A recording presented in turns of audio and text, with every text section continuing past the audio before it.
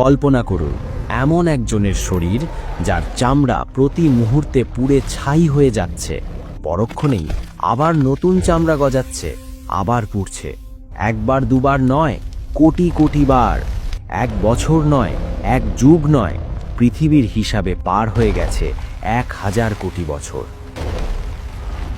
হে আমাদের রব, আমাদের এখান থেকে একবার বের করুন, আমাদের দুনিয়ায় পাঠিয়ে দিন।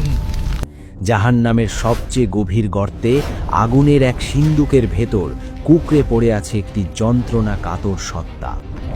তার চেহারা বিকৃত, চোখগুলো গলে বেরিয়ে আসছে, সারা শরীরে আগুনের পোকাগুলো কিলবিল করছে।